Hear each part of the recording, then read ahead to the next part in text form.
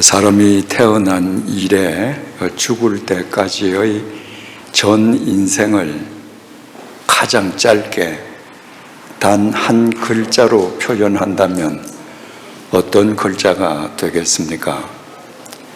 출생, 사망, 그 사이에 조사, 과가 붙습니다.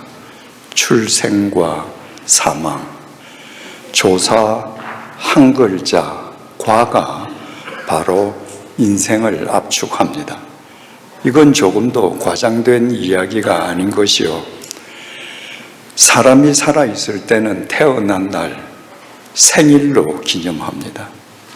그런데요, 사람이 죽으면 죽은 날로 기념합니다. 살아있을 때는 생일로 기념하다가 죽으면 그 순간부터 생일은 없어집니다. 죽은 날로 기념하는데 그 사람이 70년을 살았던 80년을 살았던 100년을 살았던 땀 흘리며 수고하고 살았던 일생은 없어집니다. 죽은 날만 남습니다. 출생과 사망, 이 조사과는 모든 사람에게 동일하게 그 인생을 압축하는 글자이지만 의미는 다 다를 수 있습니다. 이 조사과는 각 사람의 생존 기간을 뜻할 수 있습니다. 어떤 사람은 그 과가 80년의 생존 기간을 뜻할 수도 있고, 어제 말씀드린 것처럼 제가 목격한 죽음 중에 가장 빠른 죽음, 태어난 지 사흘 만에 죽은 아이의 경우에 그 과는 불과 72시간에 불과합니다. 또 그 과는 거리를 표현할 수도 있습니다. 제가 태어나서 지금까지 살아오면서 비행기를 얼마나 많이 탔겠습니까? 자동차는 또 얼마나 많이 탔겠습니까? 기차도 많이 탔겠죠. 지하철도 많이 타고요. 버스, 헤아릴 수 없습니다. 걸어다닌 거리는 얼마나 많겠습니까? 그러나 그거 다 소용없습니다. 사망한 지점, 출생한 지점, 그리고 사망한 지점, 그 사이의 거리가 과 속에 들어 있습니다. 저는 부산에서 태어났습니다. 부산 동대신동에서 태어났습니다. 그리고 지금 현재는 경상남도 거창군에 살고 있습니다. 제가 그동안 비행기 타고 다녔던 거리, 자동차 타고 다녔던 거리 다 필요 없습니다.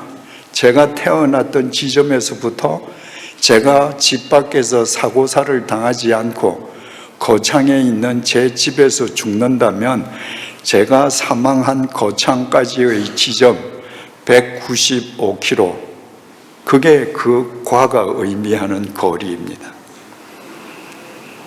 또 그 과는 교통수단에 따른 시간을 뜻하기도 합니다.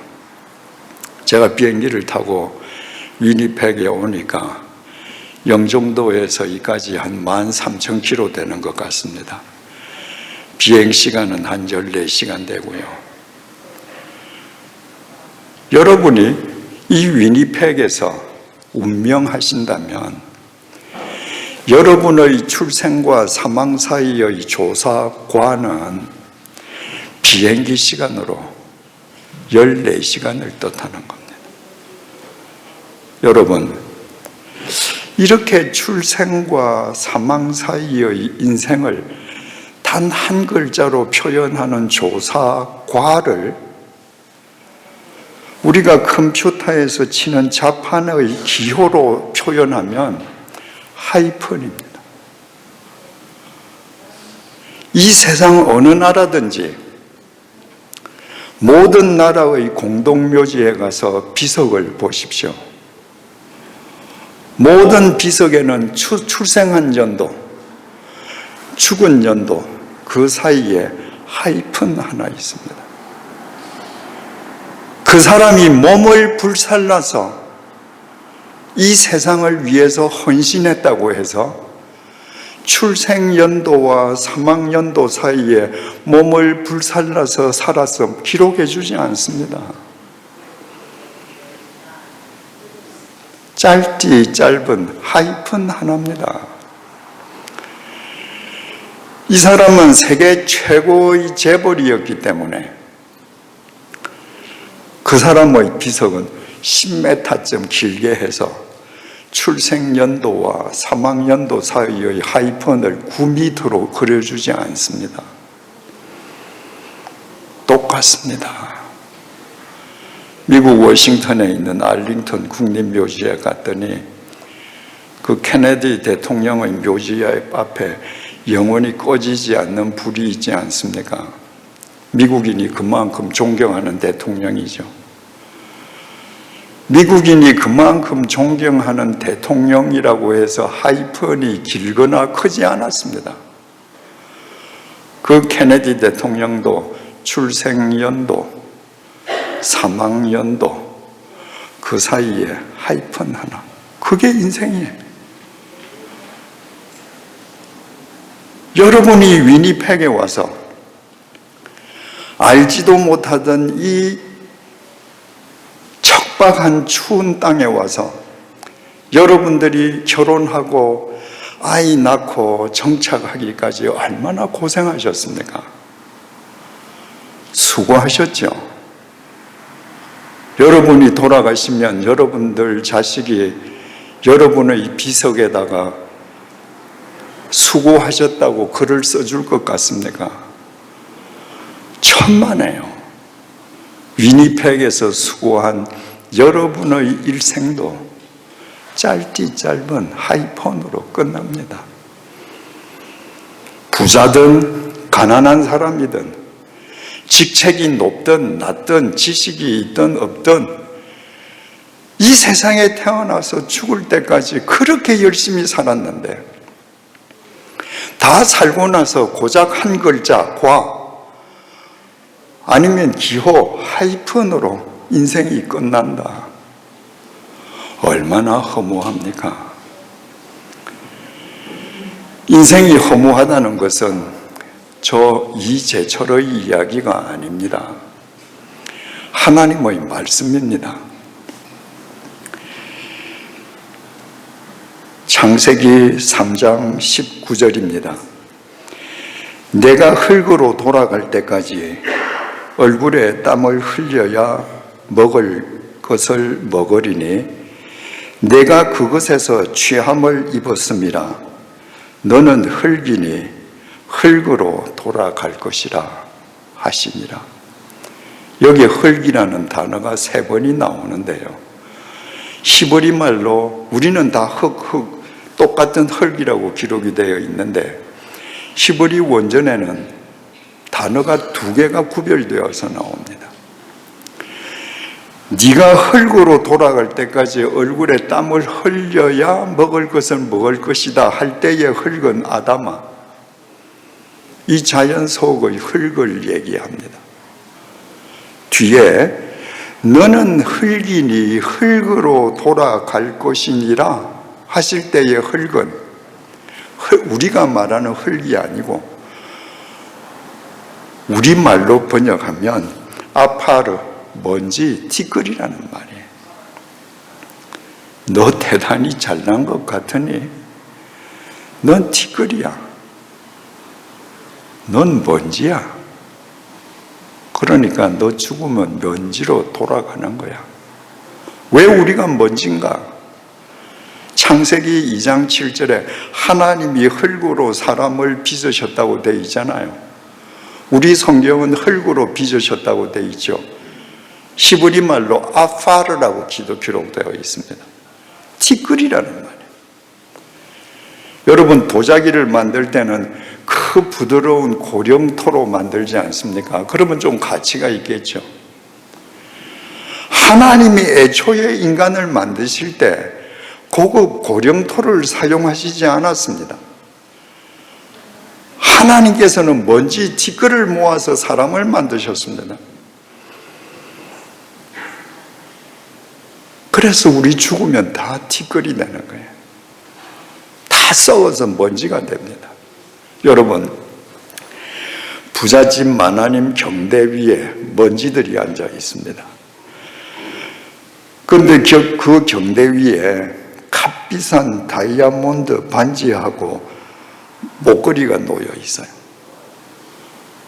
경대 나무 위에도 먼지가 있고, 다이아몬드 반지 위에도 먼지가 있고, 다이아몬드 목걸이 위에도 먼지가 있습니다. 다이아몬드 반지 위에 있는 먼지가 그 나무 경대 위에 있는 먼지를 보고, 야, 너 참 가소롭다. 난 그래도 말이야, 다이아몬드 위에 앉아 있어. 그러면 말이 됩니까? 다이아몬드 위에 앉아 있으나 어디에 있으나 먼지는 똑같습니다. 여러분이 좀 부자로 삽니까? 여러분이 이 땅에서 좀 이름을 날렸습니까?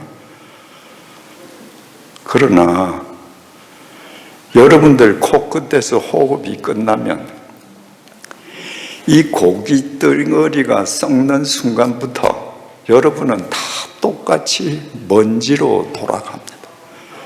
허무하죠. 욥기 5장 7절입니다. 사람은 고생을 위하여 났으니 불꽃이 위로 날아가는 것 같으니라. 불꽃이 위로 향하는 것처럼 사람이 고생하는 것은 당연한 일이라는 거예요. 여러분, 성냥불이든 라이터 불이든 횃불이든 화재 현장의 불기둥이든 모든 불은 하늘을 향합니다.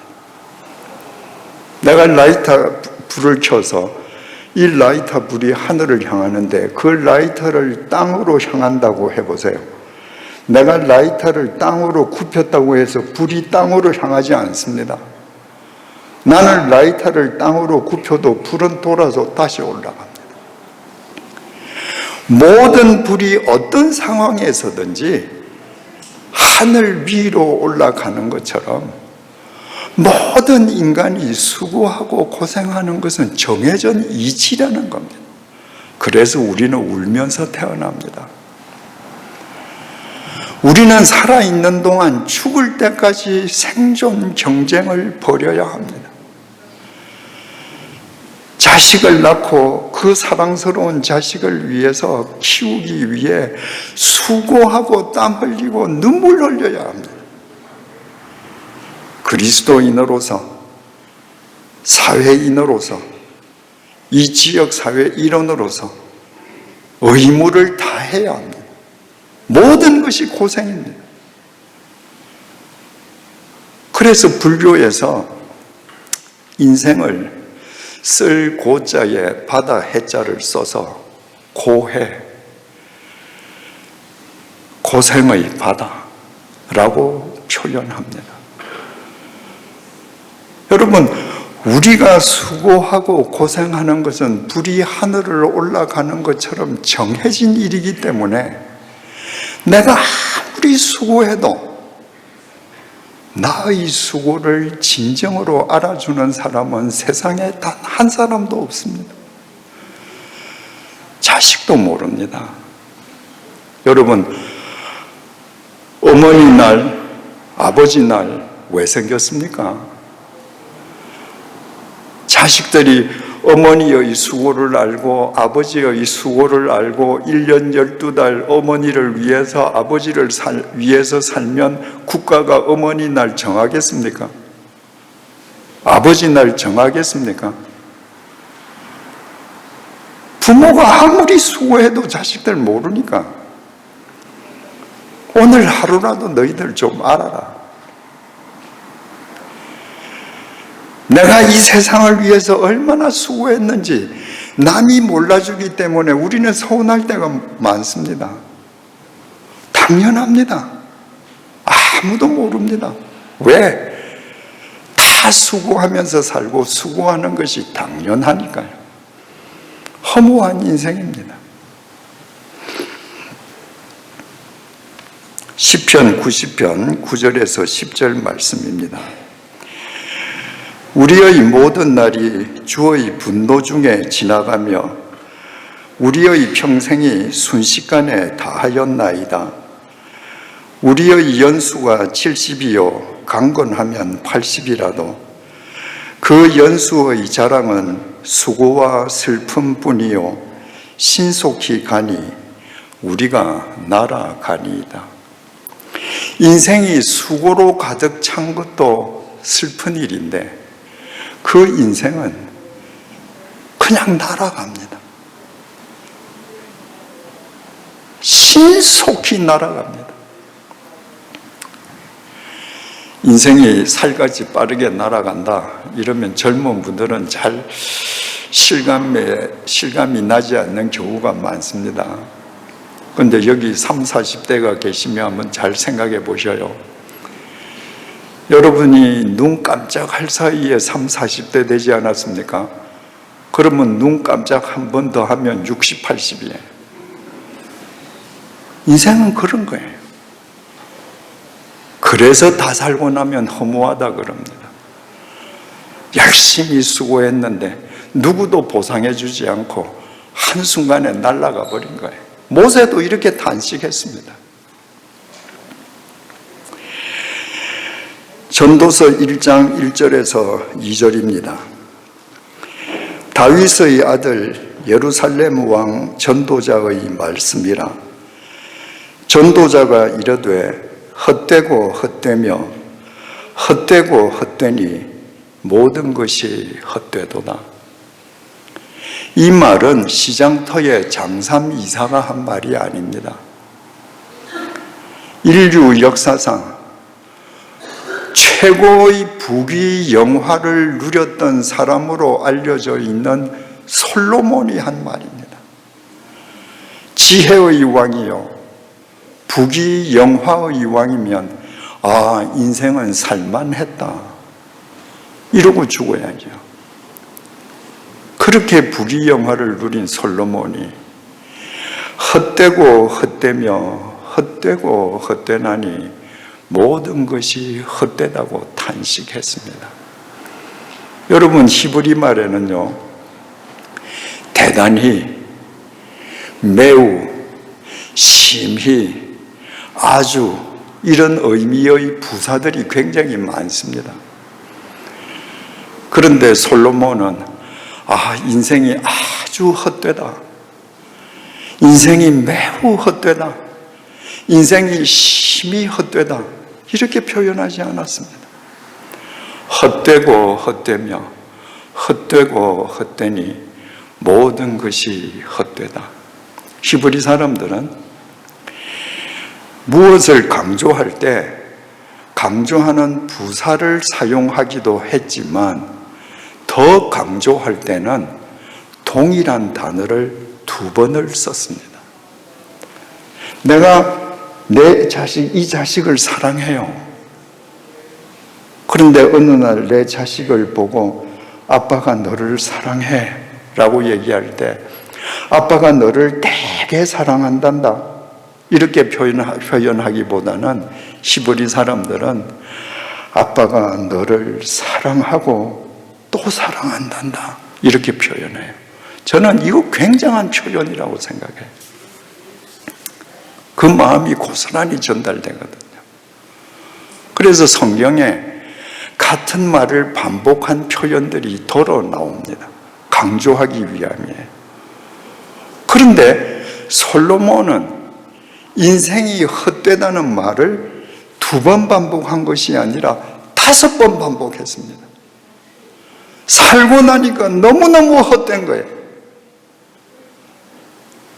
헛되다는 히브리 동사가 헤벨인데 이거는 숨을 가리킵니다. 보입니까? 안 보이죠? 부자가 숨을 훅 내뿜으면 입에서 황금이 나옵니까? 아닙니다. 내가 부자라도 내가 천하를 장악한 권력자라도 내가 수는 쉼은 다 없어져요. 숨을 쉬면 다 없어지다가 내 속에 더 이상 숨이 없어지면 내 인생은 끝난 거예요. 그래서 숨을 헛되다고 표현하는 거예요. 왜 이렇게 인생은 헛되고 헛되며 헛되고 헛되나니 모든 것이 다 헛되겠습니까? 아무리 열심히 살아도, 아무리 권력을 장악해도, 재산을 태산처럼 쌓아도 죽으면 허무하게 짧디 짧은 하이폰으로 끝나버리기 때문입니다. 그래서 허무한 거예요. 여러분, 빈부 귀천을 막론하고 아무리 열심히 살아도, 아무리 잘 살아도, 아무리 고귀하게 살아도 모든 사람의 인생이 출생연도와 사망연도 사이에 짧디 짧은 하이픈으로 끝난다는 걸 몰랐으면 모르지만, 난 그래도 열심히 살면 내 자식들이 기려줄 거야, 내 인생은 하이픈으로 압축되는 게 아니라 뭔가 좀 남을 거야, 그렇게 착각하고 살아왔다면 모르지만, 우리가 아무리 열심히 살아도 우리 인생이 하이픈으로 끝난다는 것을 안 이상 이렇게 살 수는 없지 않습니까? 여러분, 하나님께서 인간을 만드실 때 흙으로 만드셨다고 했습니다. 아파르, 먼지 티끌로 만드셨습니다. 그런데 먼지 티끌로만 만드셨으면 인간이 먼지 티끌로만 되돌아가는 것이 당연한 일인데, 하나님께서 티끌을 모아다가 사람을 빚으시고 그 티끌의 코 속에 당신의 생기를 불어주셨습니다. 이 생기는 영원한 생명입니다. 그래서 이 티끌이 하나님의 생기를 받아서 생명이 되었습니다. 그런데 인간이 타락함으로 하나님의 생기를 상실했습니다. 자, 공식을 만들어 봅시다. 티끌 더하기 하나님의 생기 이꼴 생명입니다. 이 생명이 죄에 빠져서 하나님의 생기를 상실했습니다. 생명 빼기 하나님의 생기 이꼴 뭐예요? 티끌이에요. 하나님의 생기를 죄로 인해 상실한 인간에게 남는 건 티끌밖에 없습니다. 그 티끌은 하이픈으로만 기록됩니다. 그 불쌍한 인생들을 위해서 예수 그리스도께서 이 땅에 오셨습니다. 인간의 죄값을 대신 치러주시고 죽음을 깨트리고 부활하심으로 인간에게 생기를 되돌려 주셨습니다. 인간이 다시 생명이 되게 해 주신 것입니다. 여러분, 반도체의 최초의 재료가 모래라는 사실을 아십니까? 모래는 아무 쓸모짝이 없습니다. 그런데 이 모래에서 실리콘 웨이퍼를 추출해서 수많은 정교한 과정을 가하면 칩을 얻습니다. 이 칩은 조만한데 더 이상 모래가 아닙니다. 그 칩 속에는 수없이 많은 정보가 들어갑니다. 그 칩을 가지고 있으면 미국에서든 카나다에서든 유럽에서든 일본에서든 한국에서든 어디서든지 그 칩을 열어서 그 안의 정보를 볼 수 있습니다. 내가 티끌로 살 때에는 허무한 하이픈으로 내 인생이 끝나지만 내가 예수 그리스도의 생기 안에서 생명으로 살면 내 코끝에서 호흡이 끝나는 순간에 내 인생이 비석에는 비록 짧디 짧은 하이펀으로 기록된다 할지라도 그 하이펀은 주님 안에서 영원한 생명의 칩으로 승화합니다. 우리는 3000년 전에 다윗의 삶을 통해서 이 사실을 확인할 수 있습니다. 오늘 본문입니다. 1절, 여호와는 나의 목자시니 내게 부족함이 없으리로다. 우리가 다윗의 이 시를 읽을 때 흔히들 착각하는 부분이 있습니다. 다윗은 이스라엘 왕이고 강력한 군권을 가지고 있었고, 그리고 없는 것이 없는 사람이었기 때문에 여호와께서 나의 목자심으로 내가 부족함이 없다고 고백했을 거야. 그렇지 않습니다. 다윗의 인생은 결핍투성이었습니다. 베들레헴에 이름 없는 양치기였던 다윗은 이스라엘이 절체절명의 위기에 빠져 있을 때 골리앗을 물리침으로써 구국의 영웅이 되지 않습니까? 그러나 사울 왕이 그 다윗을 질투해서 죽이려고 해서 다윗 한 명을 죽이기 위해서 특공대 3000명을 구성해서 다윗을 추격했습니다. 그래서 다윗은 10년 동안 도망 다녔습니다. 다윗의 장남 암논이 다윗의 딸 다말을 강간하고 버렸습니다. 다말의 동복 오라비 압살롬 역시 다윗의 아들이죠. 아들 압살롬이 자기 누이 동생을 강간하고 버린 장남 암논을 척살해서 죽였습니다. 내 자식이 내 자식을 죽인 거예요. 압살롬은 거기에 그치지 않고 쿠데타를 일으켜서 아버지의 목에 칼날을 갖다 대고 아버지의 왕자를 뺏으려고 했습니다. 얼마나 급했던지 신도 신지 못하고 머리도 빗지 못하고 도망가지 않았습니까? 말년에는 세바가 쿠데타를 일으켰습니다. 그 이후에는 군권을 장악하고 있던 요압 군대 장관이 자기 무리를 이끌고 역모를 일으켰습니다. 다윗의 일평생은 편할 날이 없었습니다. 모든 것이 결핍했기 때문에, 세상의 결핍 때문에 그는 오직 여호와만 자기의 목자로 삼았습니다. 다윗이 세상에 결핍함이 없었더라면 그는 세상에 누리는 것 때문에 여호와를 절대로 자기 목자로 삼지 못했을 것입니다. 여러분, 마태복음 19장에 돈이 많은 청년이 등장하지 않습니까? 이 청년이 예수님을 찾아 나왔습니다. 그리고 거드름을 피우면서 얘기했습니다. 선생님, 내가 어떻게 하면 영생을 얻습니까? 계명을 지키거라. 계명요? 아니, 어떤 계명을 지키라는 겁니까? 네 이웃을 사랑해라. 도둑질하지 마라. 네 부모를 공경하라.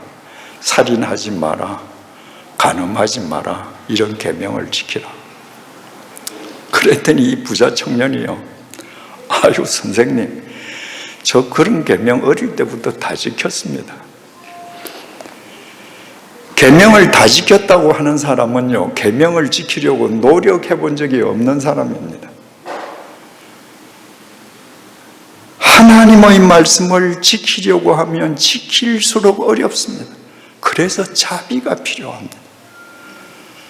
주님의 자비 속에서만 우리는 말씀을 쫓을 수 있습니다. 이 청년은 자기가 말씀 다 쫓았다는 거예요.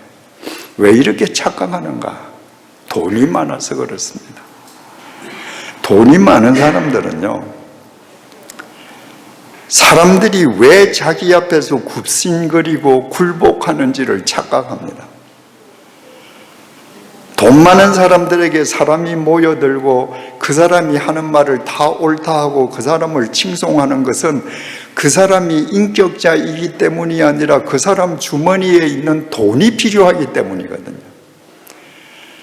그런데 부자들은 대개 자기 믿음이 좋아서, 자기 인격이 출중해서 사람들이 자기에게 굽신거린다고 생각합니다. 이 청년이 그런 거예요. 이 청년에게 있어서는 돈이 우상이에요. 돈이 하나님을 섬기는데 장애물이에요. 이 청년이 결핍이 있어야 하나님을 목자 삼을 터인데, 이 청년은 돈이 다 해결해 주니까 하나님을 따를 수가 없습니다. 그래서 주님께서 너 가서 네 재물을 팔아서 가난한 사람한테 다 나눠주거라. 그리고 다시 나를 쫓아와라. 그 얘기는 뭐겠습니까? 네가 가진 재물을 우상으로 삼는 네 마음속 재물의 우상을 깨트려라. 그 재물의 우상을 깨트리기 전에는 너하고 나하고 접촉점이 절대 있을 수 없다.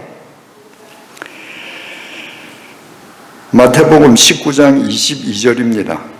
그 청년이 재물이 많음으로 이 말씀을 듣고 근심하며 가니라. 이 청년은 예수님을 만났습니다. 하나님을 만났습니다. 그런데 이 청년은 결핍이 없습니다. 재물이 많습니다. 재물 때문에 근심하면서 예수님을 버렸습니다. 다윗은 결핍이 너무너무 많았습니다. 여러분, 지금 어떤 결핍 속에 있습니까? 경제적으로, 건강상으로, 지금이야말로 여호와만을 여러분의 목자로 삼을 하나님께서 주신 특별하신 은혜의 기회임을 잊지 마십시오. 사람들은 젊었을 때부터 성공하려고 합니다. 젊었을 때부터 많은 것을 소유하려고 합니다. 그러나 하나님은 이렇게 말씀하십니다. 잠언서 20장 21절입니다. 처음에 속히 잡은 산업은 마침내 복이 되지 아니하느니라. 젊어서부터 결핍이 없으면 그 삶은 절대로 복될 수 없다. 하나님과의 접촉점이 없기 때문입니다. 2절입니다. 그가 나를 푸른 풀밭에 누이시며 쉴만한 물가로 인도하시는도다.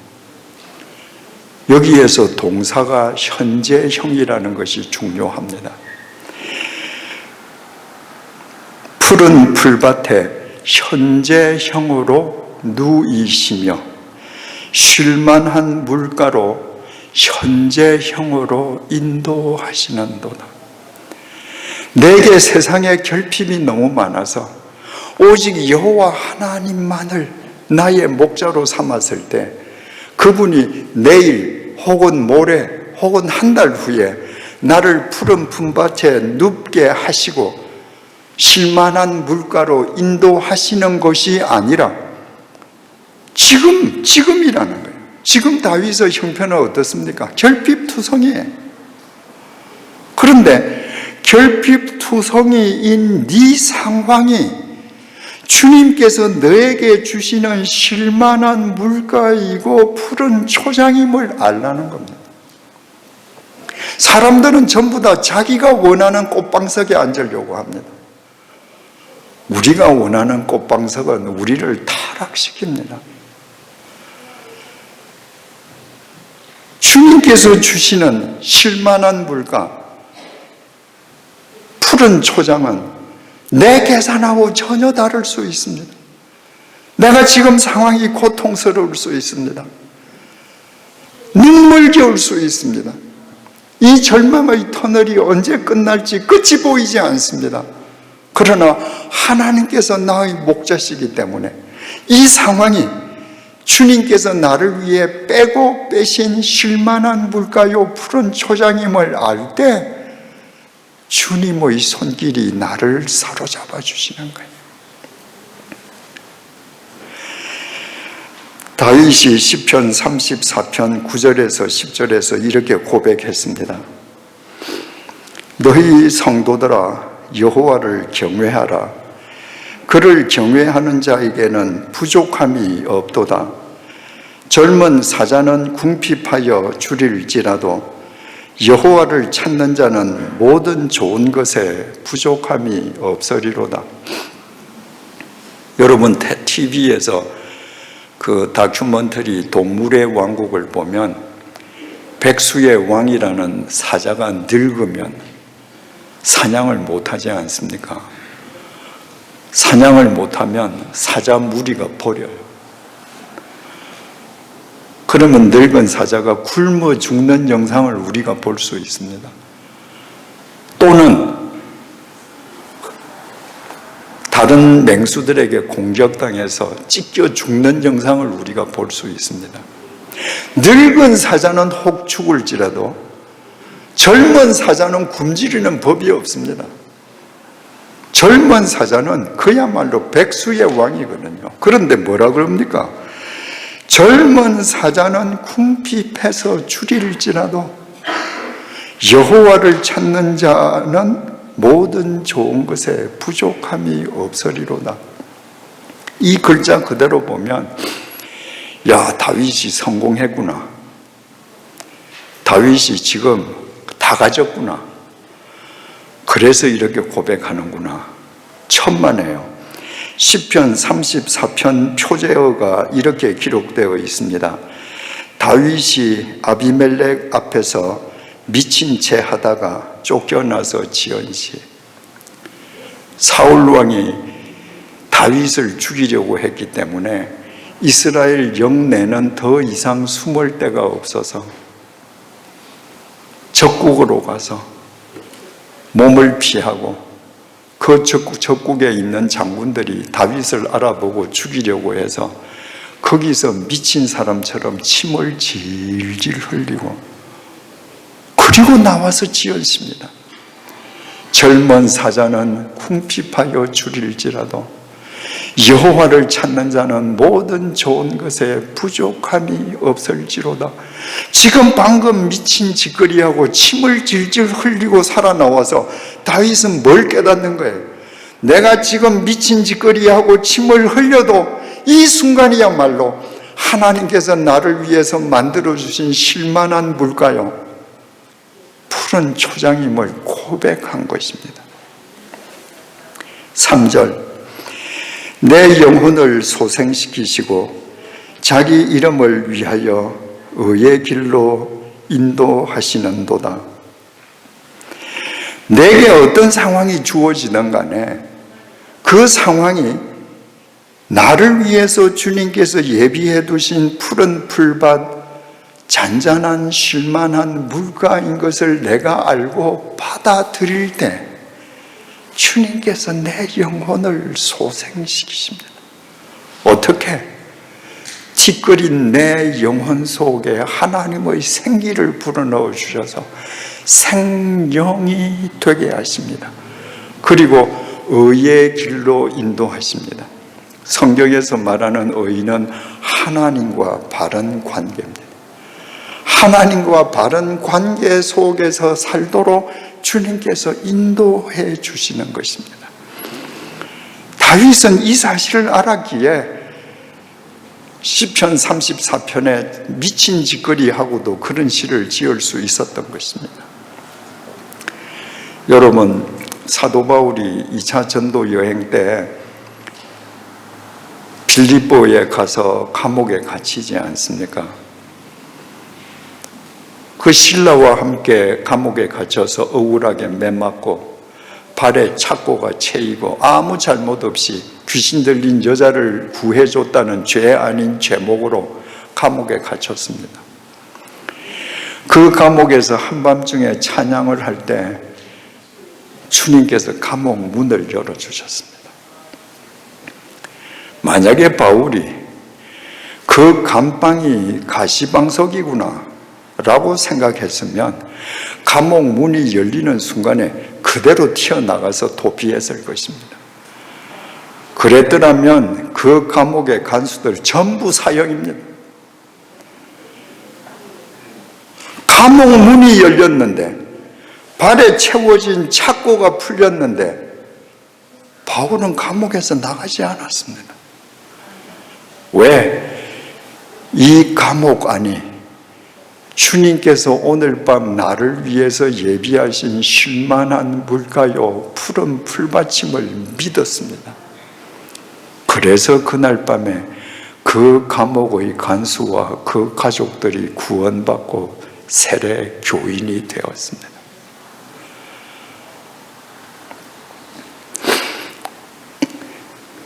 바로 내가 지금 가난하면 나의 가난을 통해서, 내가 병들었으면 나의 병약한 몸을 통해서 주님께서 주신 이 푸른 초장과 쉴만한 물가를 감사함으로 받아들일 때 주님께서 나의 영혼을 소생시키시고 나를 의의 길로 인도하심으로 내 영적 스테이터스가 한 단계 더 업그레이드 하는 겁니다. 4절입니다. 내가 사망의 음침한 골짜기로 다닐지라도 해를 두려워하지 않을 것은 주께서 나와 함께 하심이라. 주의 지팡이와 막대기가 나를 안위하시나이다. 우리가 성경에서 이런 구절을 보면 당혹스럽습니다. 아니, 처음부터 나를 사망의 음침한 골짜기로 데려가지 마시지. 왜 데려가 놓고 지팡이와 막대기로 또 구해주시는가? 하나님은 병 주고 약 주시나? 우리처럼 연약한 인간을 갖고 노시는 게 취미인가? 여러분, 내가 평탄한 길을 걸어가면, 평탄한 길을 하루 종일 걷는다 한들 하나님께서 당신의 지팡이와 막대기로 나를 지켜주심을 내가 확인할 수 있습니까? 확인할 수 없습니다. 내 인생에서 매 순간마다 하나님께서 당신의 막대기와 지팡이로 나를 지키고 계신다는 걸 내 눈으로 똑바로 확인하기 위해서는 하나님께서 나를 사망의 음침한 골짜기로 떨어뜨리셔야 돼요. 거기에서만 확인할 수 있습니다. 주께서 주의 지팡이와 막대기로 나를 안위하신다. 지팡이, 미시에나, 양을 끄는 도구예요. 대개 이 양을 끄는 도구 지팡이는 끝이 이렇게 휘어져 있습니다. 만약에 이 양이 도랑이나 절벽에 떨어지면 그 휘어진 부분을 밑으로 해서 양의 목을 걸어서 이렇게 끌어올리거든요. 그게 지팡이고, 막대기는 뭐냐? 막대기는 막대기 아니고 꼭 우리나라 자치기 하는 막대기 이렇게 생각이 되는데, 이 막대기 쉐베트는 맹수를 물리치는 몽둥이를 뜻합니다. 그러니까 양을 인도하는 지팡이.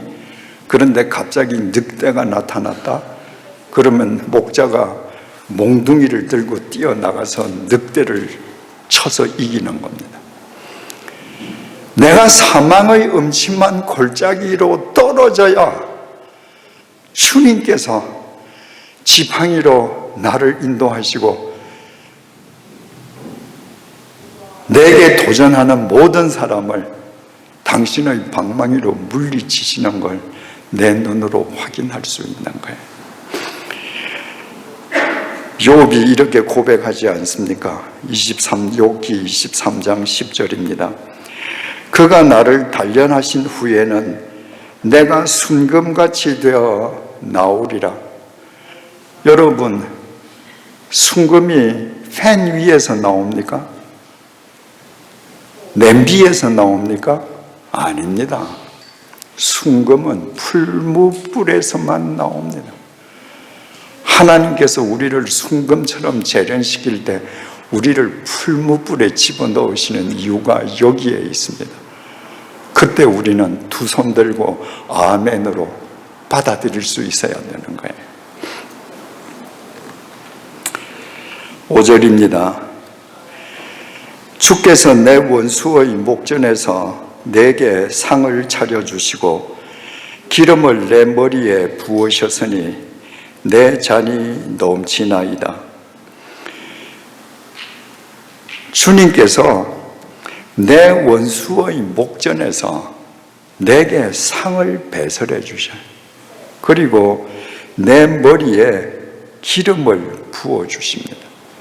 여러분, 옛날 유대인들은요, 파티에 초청을 받아가면 고급 파티, 지체가 높은 사람이 초청하는 파티일수록 고급 향료를 자기 수염과 머리에 바르고 갔습니다. 그런데 주님께서 주시는 그 상황을 푸른 풀밭과 실만한 물가로 받아들이고 주님께서 떨어뜨리신 사망의 음침한 골짜기를 믿음으로 받아들인 그 다윗은 하나님께서 직접 그 머리에 기름을 부어주셨습니다. 그리고 원수들 앞에서 상을 베풀어 주셨습니다. 여러분, 다윗의 일평생 다윗을 대적하는 원수들이 많았습니다. 다윗이 불의한 사람이어서가 아니었습니다. 다윗이 의로운 사람이었기 때문에 다윗의 의로움이 나를 불편하게 만든다고 생각하는 불의한 사람들이 다윗을 대적했습니다. 그 모든 사람들 앞에서 하나님께서 다윗을 높여주신 것입니다. 여러분, 말씀대로 살아보십시오. 의로운 길을 가보십시오. 사람들이 박수치지 않습니다. 처음에는 박수치는 듯 하지만 저 사람이 의롭게 삶으로 나와 비교되고 내가 불의한 것이 드러난다? 모함합니다. 시기합니다. 질투합니다. 그러나 그 길을 포기하지 않고 걸어갈 때 하나님께서 그 모든 사람들 앞에서 상을 베푸시고 그의 머리에 기름을 부어주시는 거예요. 그래서 다윗의 고백이 이렇게 끝납니다. 내 평생의 선하심과 인자하심이 반드시 나를 따르리니 내가 여호와의 집에 영원히 살리로다. 주님께서 나를 이렇게 대접하시고 높여주시니 앞으로도 나는 영원히 여호와의 집에 살겠습니다. 여호와의 집이 어디 있습니까? 카나다에 있습니까? 미국에 있습니까? 말씀의 집이죠. 하나님의 말씀의 집 속에 거하겠습니다. 자, 이렇게 3000년 전에 산 다윗은 어떻게 되었나요? 다윗의 출생지는 베들레헴입니다. 그리고 사망지는 예루살렘입니다. 베들레헴에서 예루살렘까지 거리는 10km입니다. 현지 길을 자동차를 타고 가면 10분 걸립니다. 다윗은 70년을 살았습니다. 다윗의 인생 역시도 하이픈으로 끝납니다. 그 하이픈 생존기간 70년, 사망지에서 출생지에서 생존지까지의 거리 10km, 자동차에 의한 이동 시간 10분, 그게 다윗의 하이픈입니다. 그러나 그것으로 끝나지 않았습니다. 다윗의 그 하이픈은 하나님 안에서 영원한 칩으로 승화되었습니다. 그 다윗의 칩을 열면 사무엘상으로, 사무엘하로, 열왕기상으로, 시편으로 하나님의 말씀이 되어 우리에게 무궁무진하게 떨어집니다. 그리고 이 세상 끝나는 날까지 그 칩은 이 세상 모든 사람들을 바르게 인도하는 영원한 길잡이가 될 것입니다. 다윗만 이렇게 된 거 아닙니다. 그 유명한 종교개혁자 마르틴 루터는 1483년에 독일 아이슬레벤에서 태어났습니다. 그리고 그의 나이 63세 되던 1546년에 고향을 찾아가서 고향에 있는 예배당에서 설교하다가 죽었습니다. 마틴 루터가 태어난 집에서 마틴 루터가 설교하다가 죽은 예배당까지의 거리는 200m밖에 안 됩니다.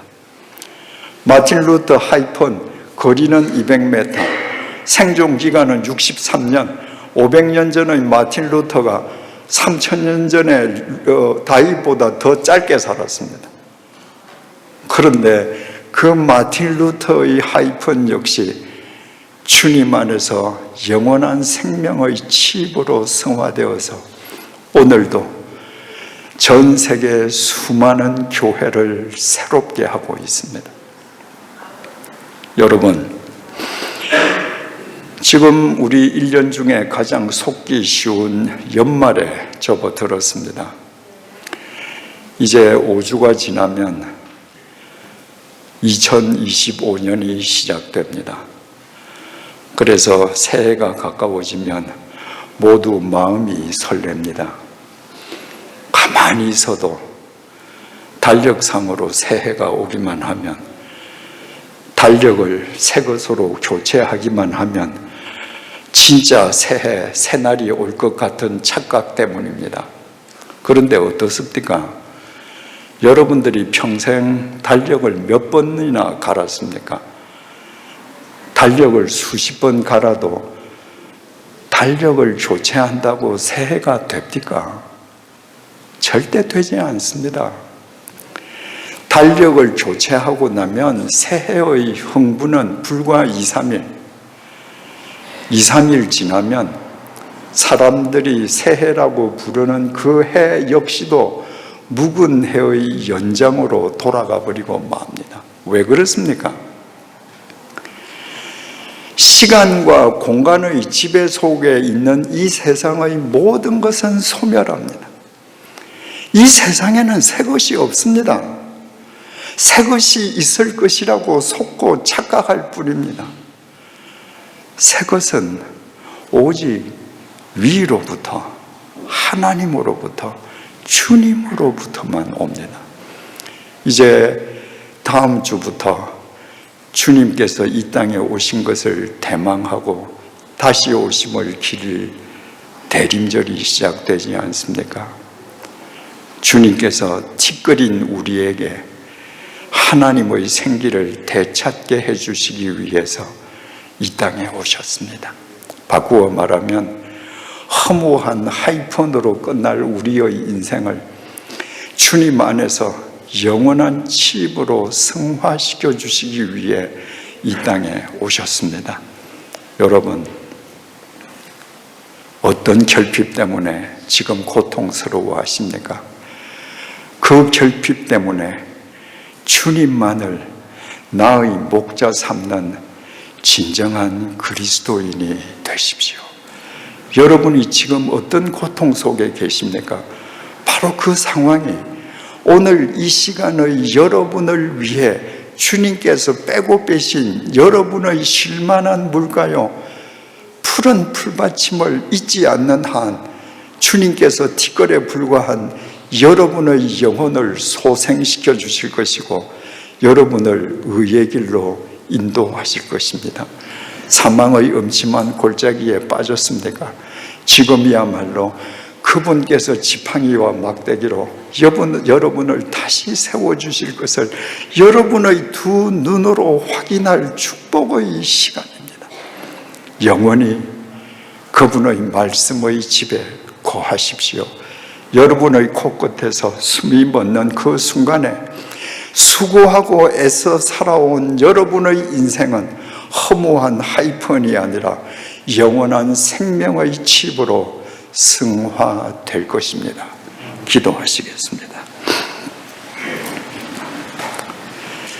주님, 시편 23편이 우리 모두의 고백이 되게 해 주십시오. 우리 한 사람 한 사람이 주님의 영원하신 말씀의 집 안에 거하는 이 시대의 다윗이 되게 해 주십시오. 그리하여 우리의 죄로 상실한 하나님의 영원한 생기를 십자가에서 우리의 죄값을 대신 치러주신 주님 안에서 회복하게 해 주시고 5주 후에 맞게 될 2025년이 더 이상 묵은 해의 반복이 아니라 주님 안에서 진정한 새해, 새 시간으로 엮어지게 해 주십시오. 우리의 승부는 이 세상에서 이 세상의 것들에 의해 판가름 나는 것이 아니라 언젠가 우리의 코끝에서 숨이 멎는 날 우리 인생의 허무한 하이픈이 주님 안에서 영원한 생명의 칩으로 성화되는 것으로 판가름 남을 잊지 말게 해 주십시오. 예수님의 이름으로 기도드립니다. 아멘.